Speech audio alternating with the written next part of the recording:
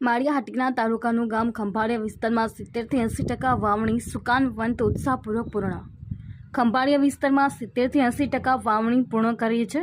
સૌરાષ્ટ્રમાં લોકો વાયક પરંપરા અને ધાર્મિક દ્રષ્ટિએ વાવણી માટે સૌથી શુભ મુહૂર્ત કરી ખેડૂતો વાવણી પહેલા તેમના પોતાના ખેત ઓજારો અને બળદનું પૂજન કરી ખેતી કાર્યનો મંગળ પ્રારંભ કરે છે।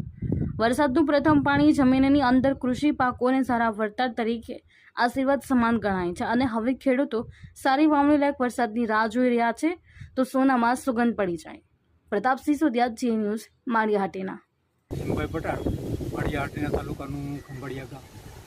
અમારા ગામની અંદર ઓરવાણ કરીને એટલે કે કોયડા પાઈને ખેડૂતોએ 50થી 60% જેટલું મગફળીનું વાવેતર કરી દીધેલું છે અને હવે તમામ જગતના તાત એટલે કે ખેડૂતો ઉપરવાળા ઉપર નજર માંડીને બેઠા છે કે જો વરસાદ વરસી જાય અઠવાડિયાની અંદર તો બાકીની જે જમીન પડતર પડેલી છે એમાં પણ વાવેતર થઈ જાય અને